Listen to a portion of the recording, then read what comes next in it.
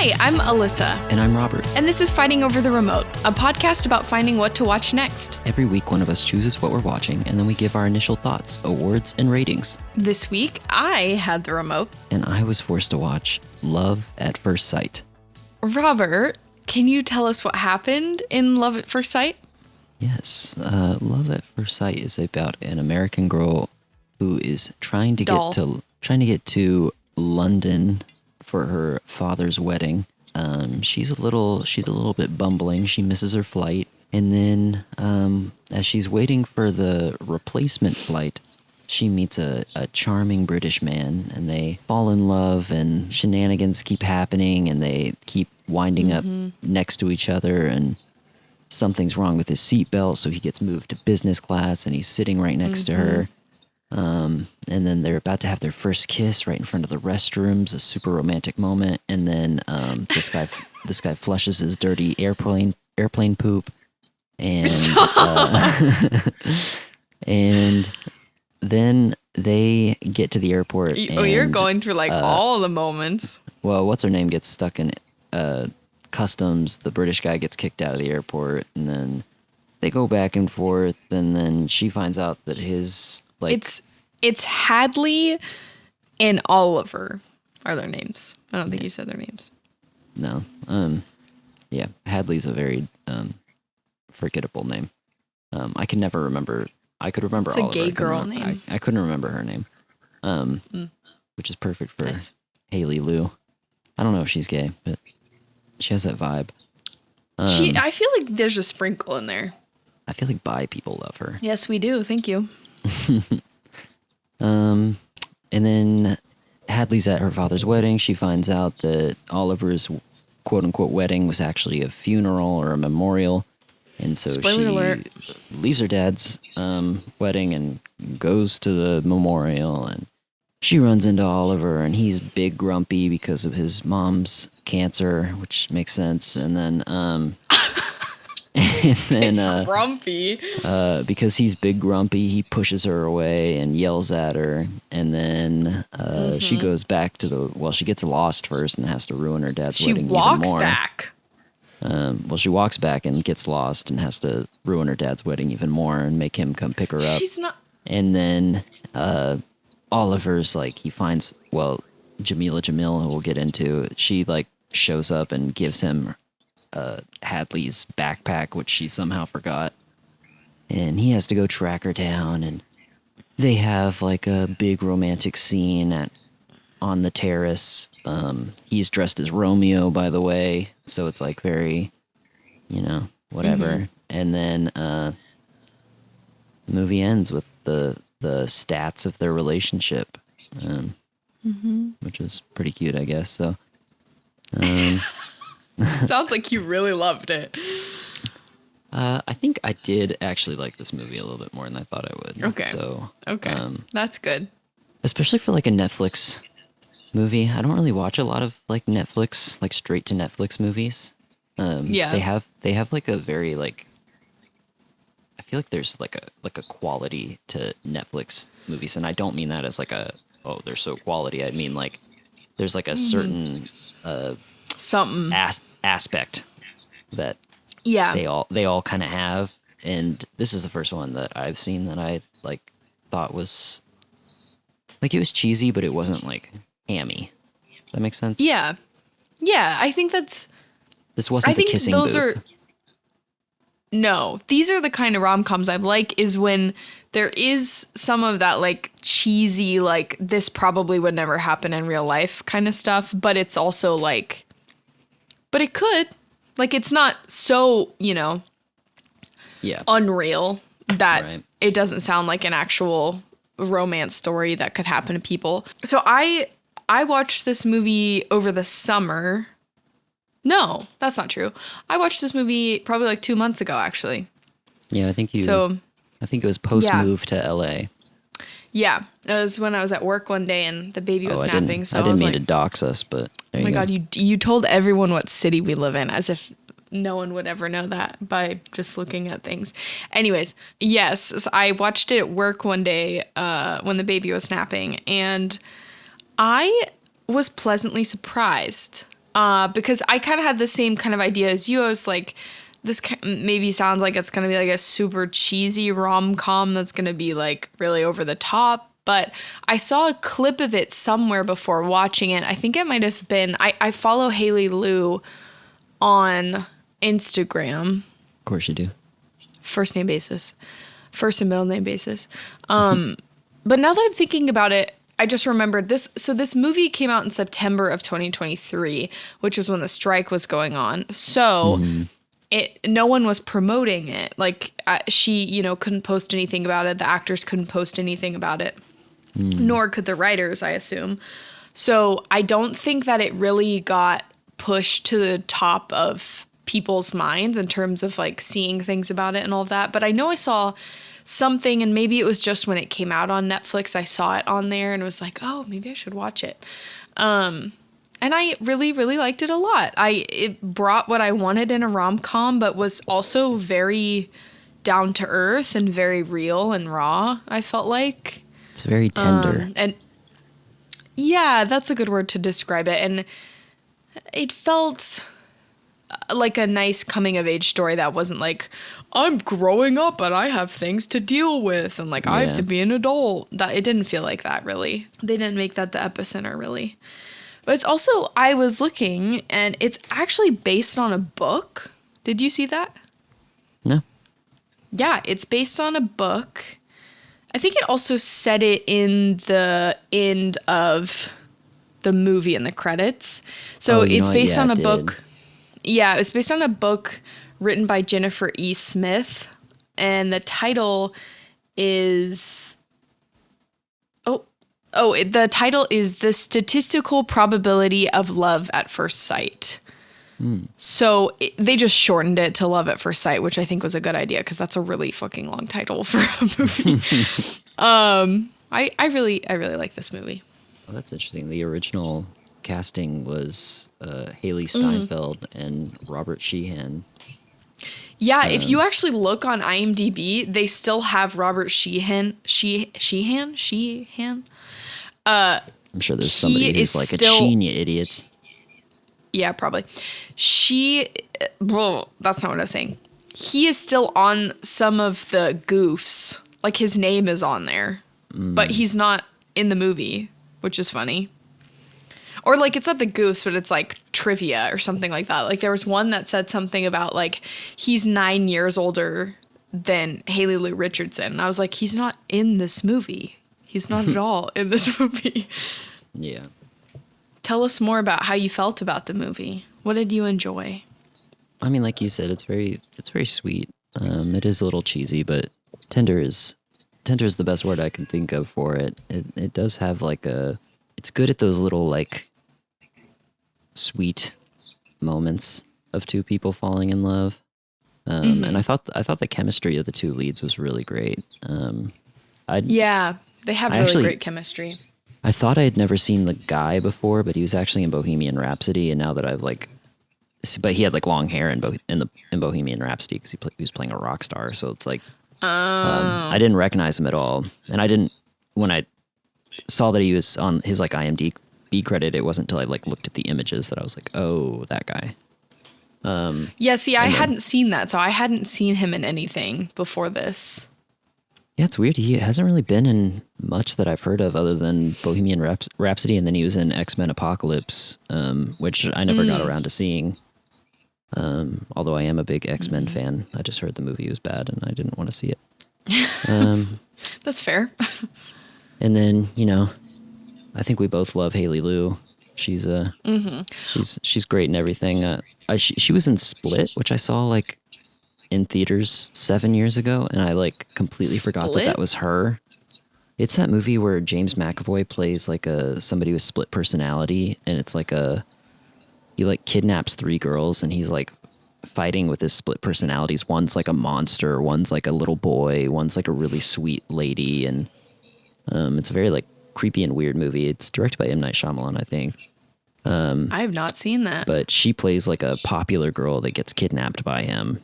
And it's like, I didn't even remember that was her. That was one where I like looked at the photos and I was like, I don't remember that being her at all. That's crazy. But she was in White Lotus, which, we stan. We love White Lotus. We love her in White Lotus. Yeah. Her style was iconic. I really liked her style in White Lotus. Robert's sister actually told me that I look like her, which was a compliment, to say the least, because she's gorgeous. I think you guys have some qualities. Yes, that you share. We're recording remote for this pod, so we're having to watch each other and know that whatever we're saying is going to be delayed through our AirPods, so that's funny. I also saw her in Unpregnant, which was basically like I don't know, like basically it's just an abortion movie that they tried to make like more comedic. Yeah. Which was an interesting take. But it was actually really good. Like, it was pretty good. Well, I shouldn't say really good. It was pretty good. It's interesting seeing the stuff that Haley Lu's been in because, oh my God, she was in Awkward. Awkward was one of my favorite shows. Yeah, she's been in a lot of stuff that I was like, I don't remember. I did not know. That. Yeah. Well, she's in quite a bit, but it's not like, the list doesn't go on and on and on, you know? Like, there's some stuff on there, but it's not like crazy. She's also signed with Gersh, which if you are an actor or anything like that, you know that they're legit. They have they have so many people in their register. What? That's not the word. What is it? Roster. And their roster. Oops. Yeah, but I'm a big fan of her. She's great in this movie. Yeah, she's really good. Oh, sorry. Well, I wanted to give a shout out to the lighting in the movie. It's very well lit. Like, it's just like I commented on it while we were watching, but like the airport and the I couldn't tell if you liked it or not. It was weird, but like it looked really good. But I was kind of like, airports don't look like that. But sure. I think there's a part of me that wants things to be realistic, and then there's a part of me that wants things to look nice, and you can't always get both. And then last thing I want to say about Haley Lu is this is a thing I noticed about her on White Lotus, but she does not know how to run. Every time she runs in a show, she runs. You did say something weird. About that. Yeah, she does. It's funny. It's like, are you a calf learning how to walk? What's happening? It looks like she's like skipping and walking at the same time. That's very strange. Very strange. I just wanted to get that out there before I forgot. You just needed, you needed to draw some attention to it. Yeah, but should we get into some awards? Yeah, let's do it. You have anything else you want to add before we hop on in? I mean, this movie definitely made me more emotional than I was expecting with the mother passing away and like having her memorial. Yeah. Oh, I was just gonna say, the mother stuff got me teary-eyed.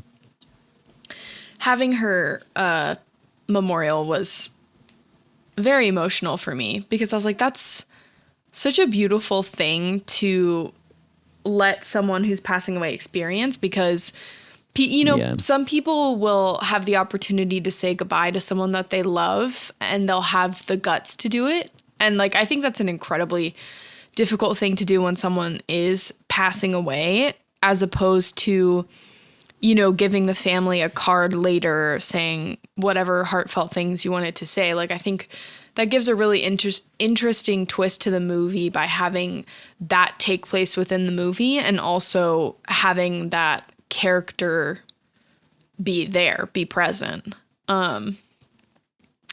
Yeah, because then you see the effect it has on Oliver and how he handles it. And it also... Sorry, my brain buffered.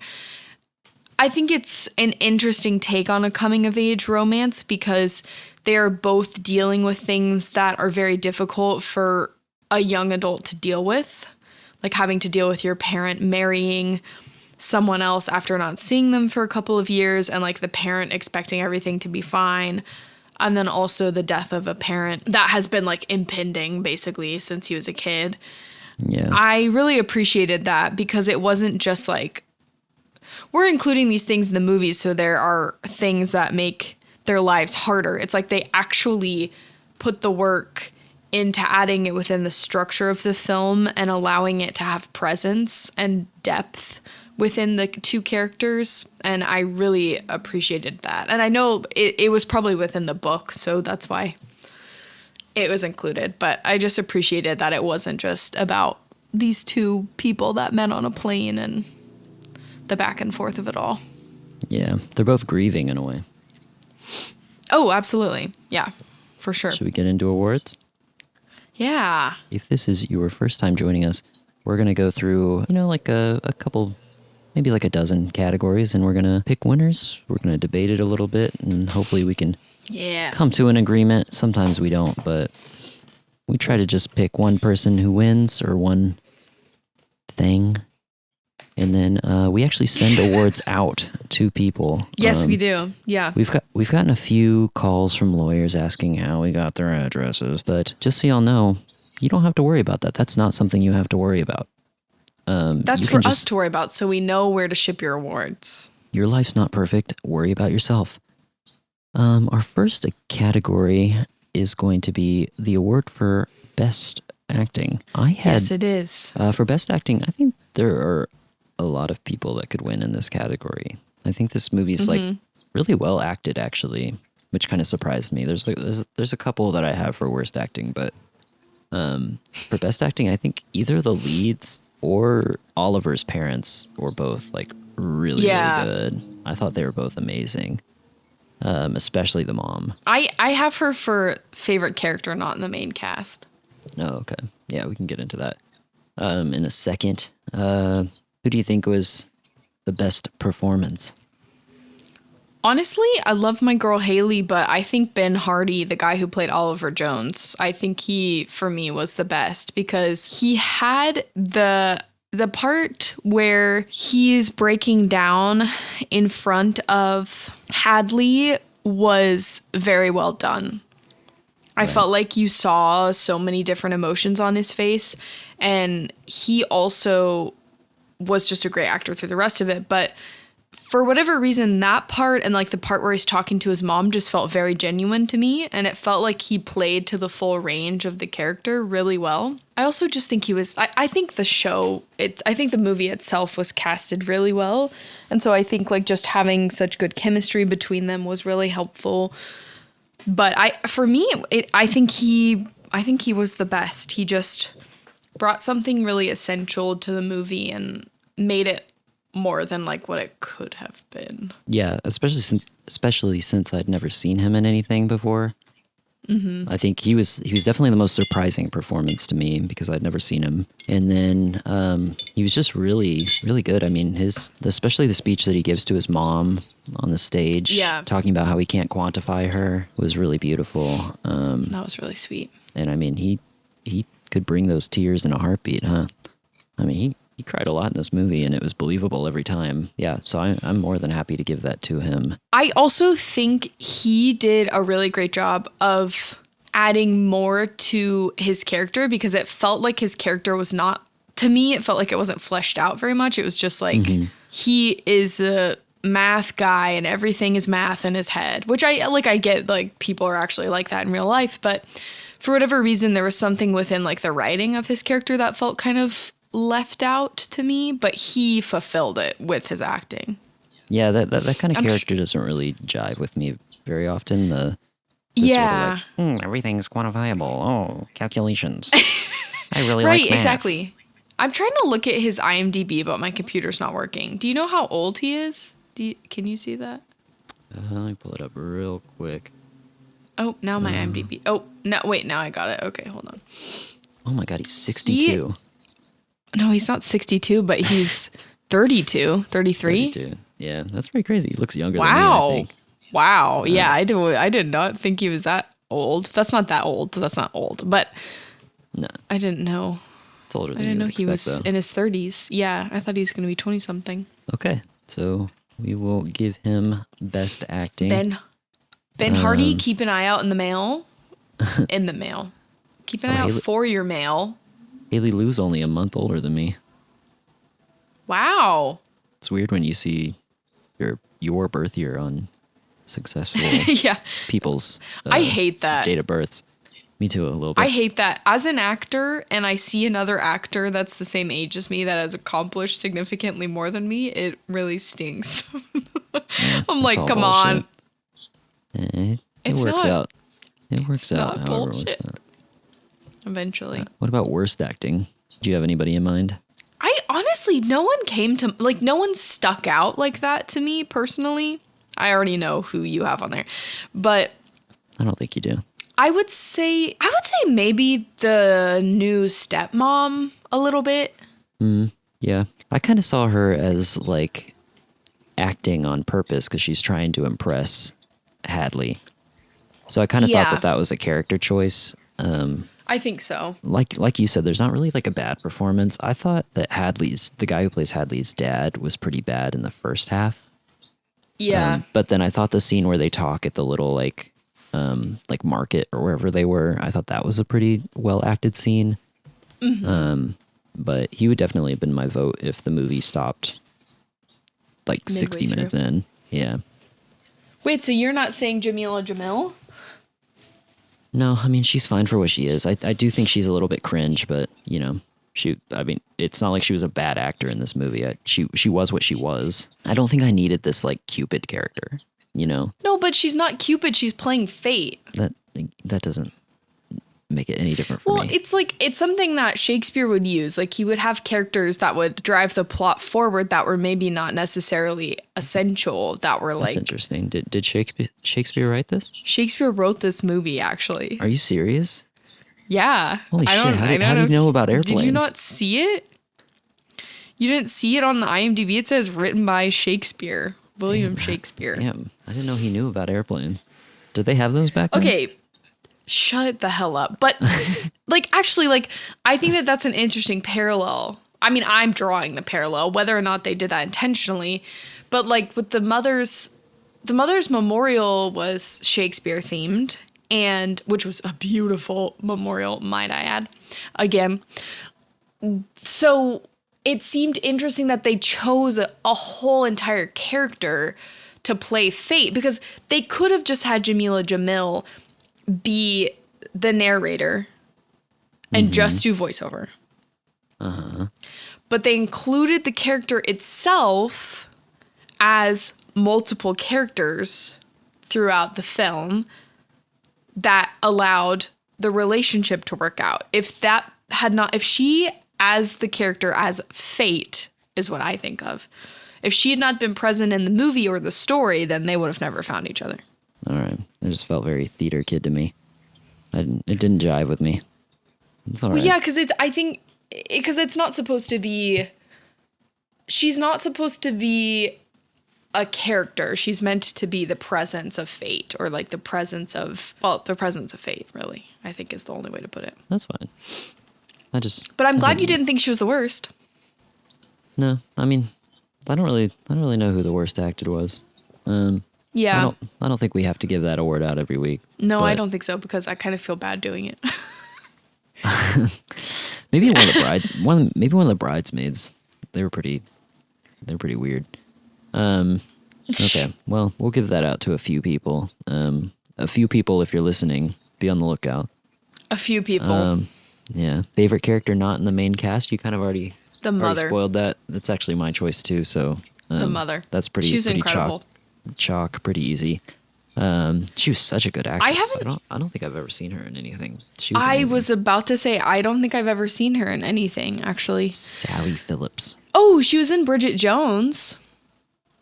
Never seen it. She was in Pride and Prejudice and Zombies, which we have not watched, which I guess maybe we need to.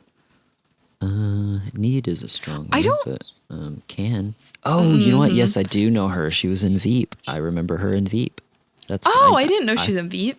I thought she looked familiar. She played the president of a prime minister of a European country. And they would have her. Oh yeah, Minna. They would have her kind of riff with Julia Louis-Dreyfus, and she was really funny. She's got so many things on IMDb. Holy shit. That's kind of shocking I haven't seen her in anything. I mean, I have seen Bridget Jones's Diaries. I don't think I've seen all of them, but I think I've seen the first couple ones. And it's just been a long time, so I'm sure I've seen her in those. But well, a lot of her credits are like one episode and like British TV series. So I think that's she how must a lot be of one these of those. British actors are. She must be one of those British people that gets casted in just a lot of the stuff they have going on that's circulating there. Yeah. Okay. Wow, So, so Sally cool. Phillips, congratulations. You're our favorite character not in the main cast. What was Your award's going to be coming out soon. Yes. Again, we're really sorry. This week it's going to be lacrosse. For some reason, we keep missing the cut for like theater trophies. We're really trying to get them. So sorry about that. A car just ran into the wall outside.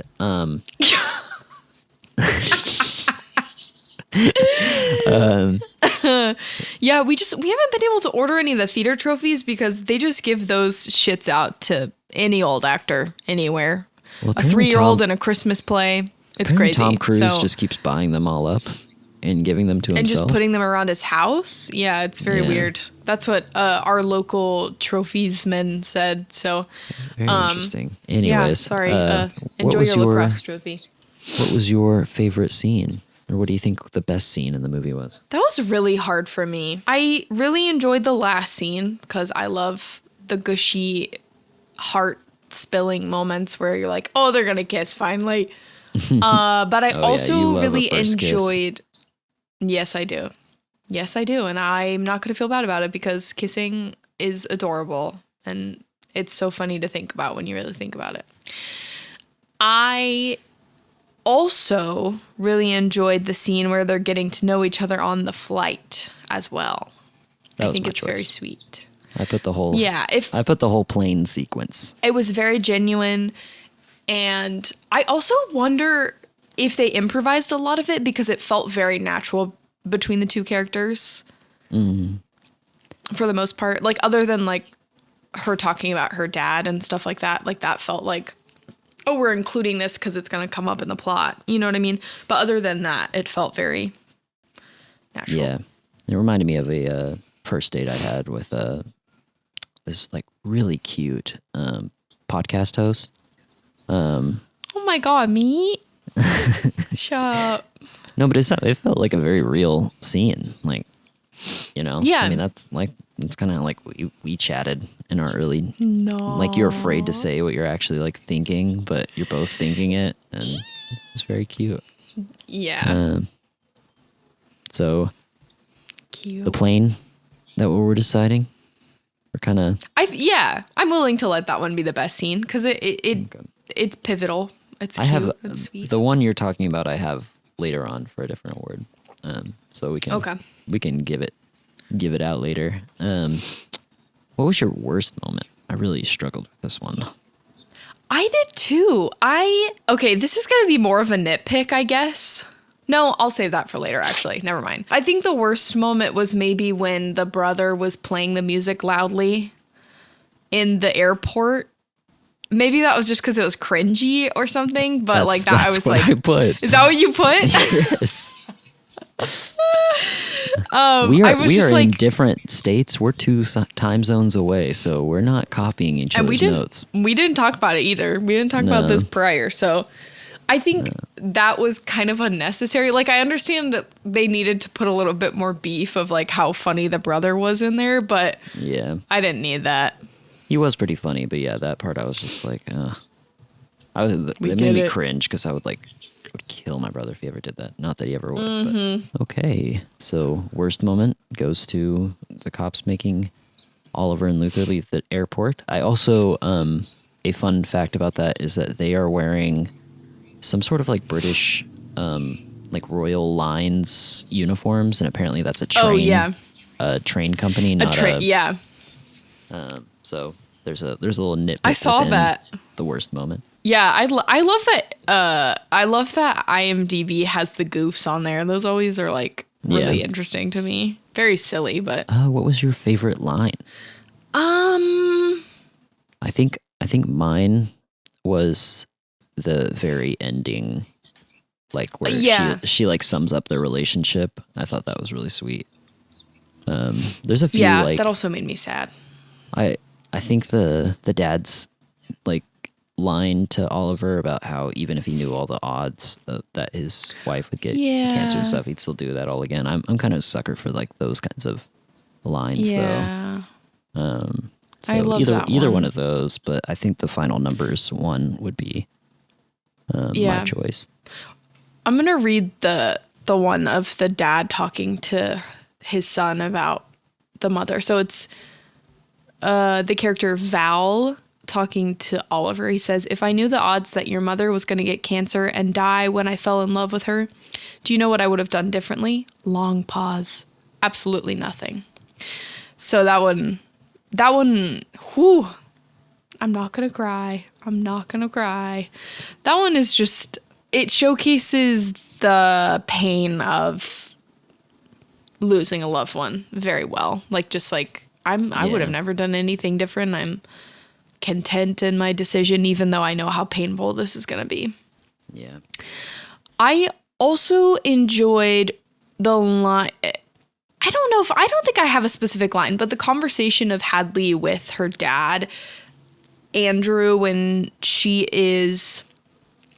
just walked all this distance from seeing Oliver and like realizes that like it was kind of a waste of time to like go all the way out there, and like she just made him upset and left her bag and like it's a nightmare and all this stuff. And that whole conversation with her dad, I feel like was very genuine. I think it brought a reality to the situation, because what are the odds you are able to find someone in a country that you maybe have never been to before? Oh, yeah, because she said she'd never been on a plane, I think. And like, what are the odds that you were able to do that and then things didn't work out? It was just a nice moment of like, oh, okay, this is like what's happening moving forward. But also it's a rom-com, so like, you know that like that's not gonna be the end of the situation. But still. Yeah. At that moment in that time of the storyline, within her perspective, that was the end of it. Yeah, I thought that was a really cute moment, but I just feel like if I had to choose between the two dads, I would have picked Oliver's dad. So yeah, that's fair. I think that's the one that got the final cut for me within the top two. Yes. I'll let you have that one, I guess. Well, I had two. I had the final bit about like how much time they spent, or like how many times they kissed, or whatever, how many times they had sex. And then oh yeah, she does say that. Yeah. Wasn't it like 12,000 or something? Oh no, like they'll make love like 5,787 times. Divide that by 365. Damn. See how many I'm years trying to do have. that in my head. I'm not going to do that in my head. I can pull up a calculator. Oh, you're doing a calculator. What was the number? 5,787 times. Divided by 365. There you go. Okay, so that is every day for almost 16 years. They're married for 58. They're married for 58. So I don't know how to do the math. I think I don't know how to do that. I don't know. Like once every 4 days or something like that, if I'm doing my math right. Not bad. Okay, so what do we decide on for favorite line? I will agree with you about the dad's line about the mom passing away and how he would change nothing about that. Okay. It was a great line. Yeah, let's do that. Not too cheesy. Yeah. We're gonna skip best. We didn't have award. A bit. Yeah, there's not really. This isn't like a bit. It's not a bit movie. Okay, so we'll get straight into one Oscar. I think I would do Best Actor personally for. If we had to give one Oscar for the movie. Yeah, I would give it to Ben Hardy for Best Actor. Nice. For me, I would say probably screenplay. Okay, yeah, it is really well written. Maybe the soundtrack. Mm-hmm. I loved the music in this movie. I guess it would technically be Best Adapted Screenplay. Best Adapted Screenplay, yeah, because it came from a book. But I also could see him winning as well. Well, yeah. I mean, I don't know if literally, but yes. Yeah. Yeah, I couldn't see him actually winning it, but I would give one to him. Yeah, I'll give you best. I was gonna say I'm gonna fight for screenplay though. The screenplay is really good. I'll give it to you since you gave me best line. Well, we work together on this podcast. Yeah, I was going to say, we're not very aggressive here. Listen, we get aggressive when we're actually trying to pick a movie out. We were reminded of that over Christmas when we were trying to find something to watch. That's when we get aggressive. Yeah, it's when we weren't watching something for the podcast. I think when it's a movie like this and we're both like pretty warm on the movie, it's hard to like really like disagree a lot on it. Yeah. It's like when I love a movie and you hate it, or you hate it, or you love it and I hate it. That's when we have a lot of disagreements. Yeah. Yeah. If we could, I skipped nitpicks. Nitpicks. I think they would have exchanged numbers on the plane at some point. Yeah, I feel like they would have shown each other something. Yeah. It would have been like, just in case. Also, like when you disembark from a plane, you sit there for 5 minutes while they... That's true. You would have been like, so we don't get separated. Here's my number. Like... Yeah, I don't know. I had to sit on a plane yesterday, and it took me probably about 30 minutes to get off the plane, so I probably would have plenty of time to give some people my numbers, which I did. So I think that they definitely could have done it if they just seized the opportunity like I did on the plane yesterday. They were in business class, so they didn't have quite as much time to be a whore. Frolic. Oh,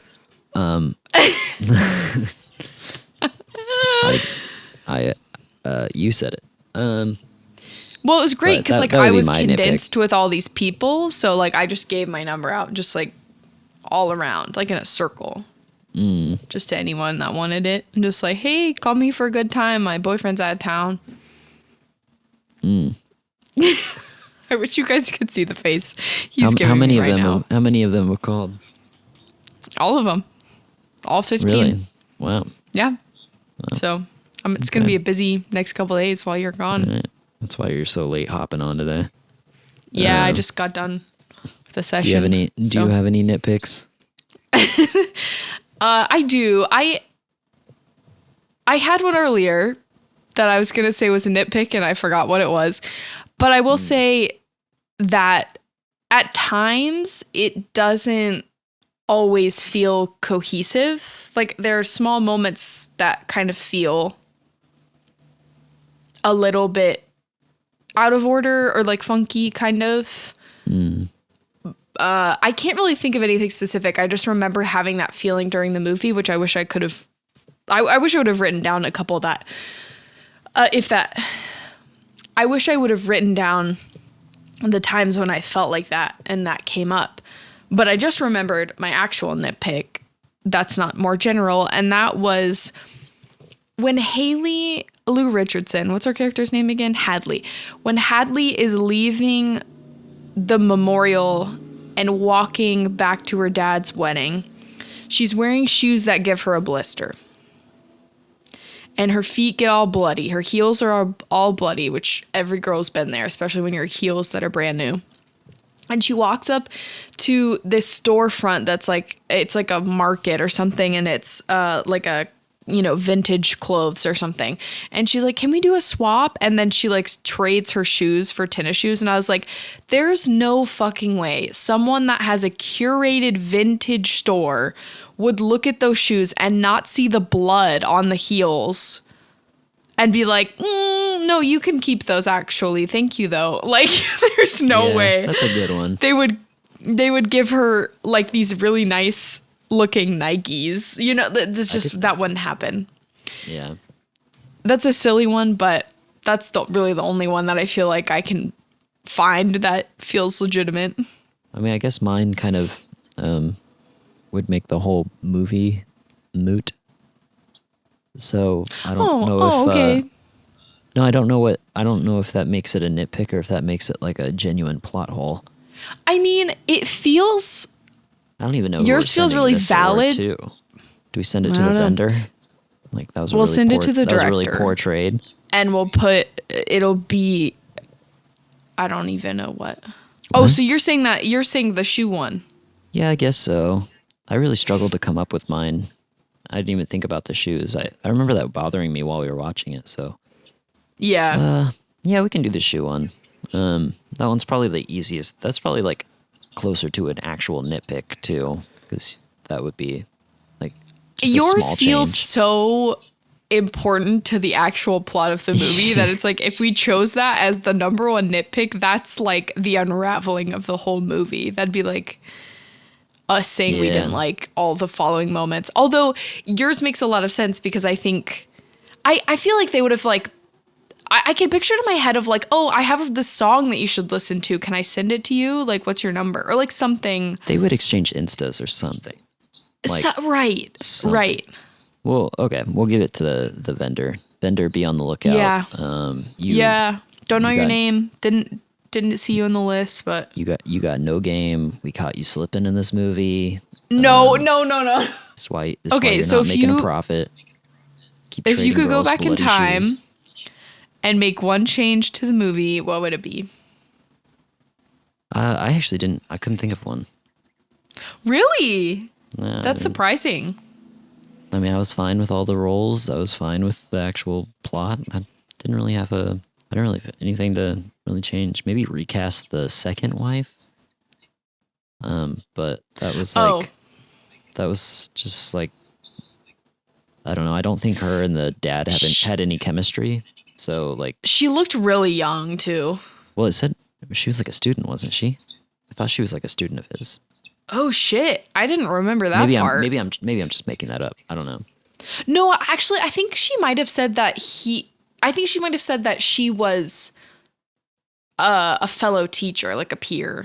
I think. Oh, maybe. But I think you're right about that. I think that with her, I was kind of like, wouldn't the daughter have like seen how young she was? Like, I don't remember her making a comment about like that. And that usually is like a pretty big deal to people. Like if their parents remarrying, it's like, that person's like 5 years older than me or something. Oh, I just remembered when I was looking at the IMDb earlier, it said that Hadley's character was 17, which I was like, no, she's not. She's in college. I think she was 17 in the flashback, but she wasn't. Yeah, she was not 17 in the rest of the movie because if she was... Problematic. Yeah, but anyway, I was also like, that's kind of a stretch for her, for Haley Lu. Yeah. Playing a 17-year-old. She can play a young college student, but she cannot play a 17-year-old. That's... Yeah, she's almost 30. Yeah. They really start to stretch. They start to stretch those ages out once you get to be mid-20s. I would know. Yeah. So, okay. With all the roles I do. Was there one thing you would change? I think it's interesting because I kind of made fun of you saying stuff about Jamila Jamil's character, but I think I actually would maybe tone her down like by a quarter degree. Like just... I think it would have been nice if like it showed that it was real people that were helping them along the way, and maybe have Jamila Jamil like in the background, like guiding these people, but like... No, but if she's playing fate, then she's showing you all the different times fate comes in to practice. I know, I just feel like the real heroes of the story are the people that they just washed out of the story to put Jamila Jamil so that she can have her little vanity project. The real people of this made up movie. I'm just saying, if you've ever seen the Capital One commercials with Taylor Swift, same vibe. No, stop. She's not giving that vibe. No, she's not. Vibe. Jamila, no, she's not. You are in your era. No, she's not. I don't even know what that means. I mean, some people would take that as a compliment. I don't know what it means either, to be honest. And I don't really want to know. I'm pissing off the Swifties. We're coming for you. We're losing a good chunk of our listeners. Oh my God, our numbers are dropping. Anyways, I just think like some of the breaking the fourth wall. I'm not a huge breaking the fourth wall person. I think if you're going to use it sparingly. I think maybe just if we would have taken a couple of those out of the movie, I would have appreciated that. But I did enjoy her in it as the character and as the narrator, but maybe just like a tiny, tiny little turn down there, just a little bit. I'm happy to do that. That was most tame of our go back in time ones so far. Mm-hmm. Yeah, usually very they're small, more in depth. All right, now time for our patented horniness meter. Horniness meter. I gave this like a 3 out of 5. I don't know. 5 out of 10 for me. You used to have. Huh? Okay. Are you on you're on the 10 scale? Okay. I'm on a 10 scale. Yeah, we like to make things confusing around here. So No, I don't like that. We just keep changing it, and it's. I like it. I like it. No, it's always been 10 for me. It's always been 5 for you. Mine's a 5 out of 10. Pretty Mine's hot. A 6 out of 10. It's a pretty. I think if this was like it's probably PG, right? Do they? PG-13. Oh, really?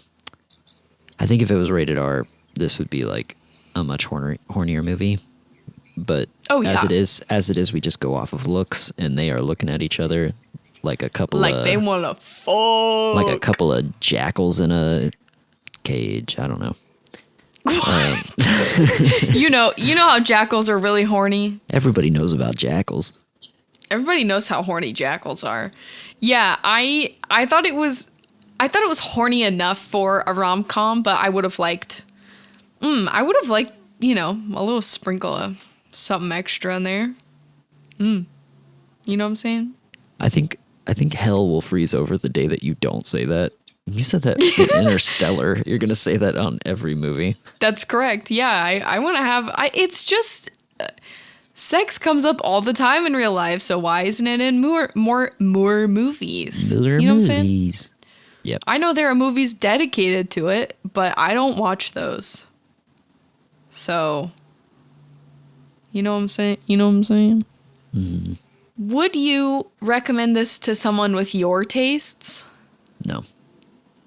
No. I really wouldn't. Yeah, I really wouldn't. It's That's fine. fair. I would recommend it to like couples like us that like have different tastes, but I would not recommend it to like somebody who likes movies that I like, because it's just like, and that would be like, I like sci-fi, action, that kind of thing. Mm-hmm. I wouldn't.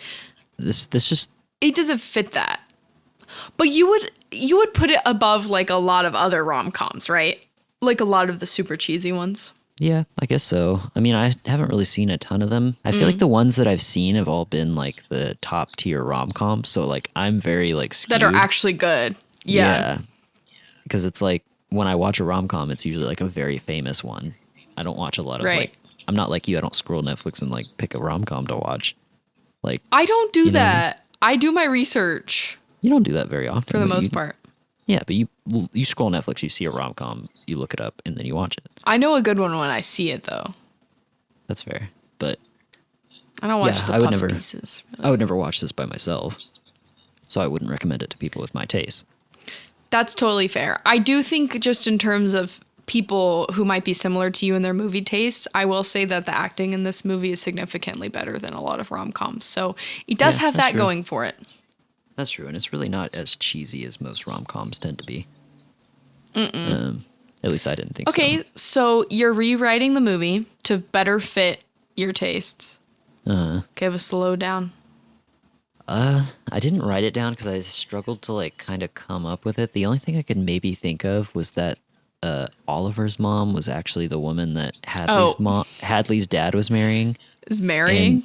And that you kind of like get this weird feeling about Hadley, and you find out that she's actually the one that's killing Oliver's mom. Like she's been poisoning her or something. Oh. And so like that comes out, but in that version they don't end up together. So it's like obviously a right. And very different movie. Instead of like love at first sight, it's like murder at first sight or something like that. I don't know. I feel like that would be the way that they have all like that kind of chase like scenes within the movie would be fitting for what you're talking about. Like they would still, they would still have chase scenes, but it would be like a lot more intense. And maybe the way they meet is that she hijacks the plane. Hadley hijacks the plane, and that's how they meet. He like has to get her off the controls. Where do they go from there? There's nowhere for them to go from there, though.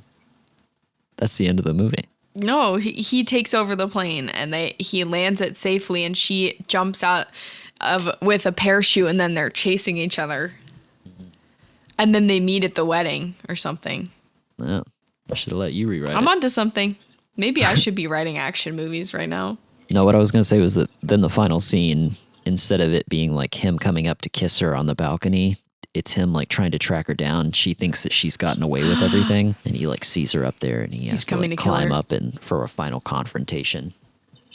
Shit! That was basically all I could think of. That was kind of it's like the complete opposite of like an action thriller, so it's like really hard. So it wouldn't be better that way. Yeah. No. No. All right, should we get on to our final scores? Yeah. So for the final scores, we rate the movies on a scale from 1 to 5 based on how we liked it and how likely we are to watch it again. So if we give it a 1, we would never watch it again. Number 2, for a 2, we wouldn't watch it for a long time. And for 3, we would maybe rewatch it if it's on or if our significant other or like a friend really wants to. 4 would be we would suggest it in the right circumstance, like if we were, in the mood to watch it, probably not anytime or like making space to watch it. And then 5 would be definitely would rewatch it and thoroughly enjoyed it. I did not give this a 5. I gave it a 3. I thought you were going to say I did not like it. I don't think I would actually rewatch it even if I like saw it on cable or something. I think I would only rewatch it if you really wanted to. Wait, did you say you gave it a 3? Mm-hmm. That's pretty good, I think. I thought you were going to give it a 4. No, I would probably never suggest this. Okay. Sorry, fair. There's just better rom-coms. Like what? Name one. I mean, I know there are, but I'm curious what you think. Like if you had When Harry Met Sally. Okay, valid. That's fair. I don't know. It was good, but it wasn't anything groundbreaking for me. So I think a 3 is good. I would say for me, it's a 4. I really enjoy it a lot. I don't think it's going to be one of my favorites, but it's definitely one that I'll keep on a list somewhere of like movies that I enjoy that I'll come back to. Okay. Do you think my score was adequate, or do you want to fight me on it? I think that you enjoyed it more than a 3. I think I enjoyed it, but I don't think that like part of it is how likely we are to watch it again, and I don't feel like there's anything I would get out of a rewatch. I can bump it to a 3.5. You would enjoy it again. Do you want me to bump it to a 3.5? I'll do that. Yeah, bump it to a fucking 3.5. I think because the way that you talked about it this whole time, it sounds like you really enjoyed it a lot. And like, I understand that part of the rating is rewatching it, but I think you enjoyed it more than a 3. Okay, I'll give it. You didn't have a lot of bad things to say about it. No, it's true, but I didn't have enough. I don't know. 3.5's fine. I'll give it a 3.5. I have no problem with that. We get angry in here. But now I'm going to bump your Interstellar score up. No, it's too late. Did I give it a 1? Yeah, I think you gave that one a 1. Probably. It deserves it. Well, thank you so much for listening. Thanks for sticking around. If you like our podcast and you want to support us, the best thing you can do is give us a rating wherever you get your podcast, wherever you're listening right now. Just scroll on over to the page, give it 5 stars, type in a little review, and thanks for listening again. Yeah, make sure to follow us on all the socials, Instagram, TikTok, Twitter, to stay up to date with what we've got coming out. We have a new episode. We have a new episode every Wednesday, so please join us next week as I force Elissa to watch one of my all-time favorite movies, Fantastic Mr. Fox by Wes Anderson. Oh, hell yeah. I'm excited. No, I've never seen it all the way through. Are you serious? No, I've never seen it all the way through. I've only seen bits and pieces. Well, then I can't wait to watch it. This is like one of my top 10 favorite movies.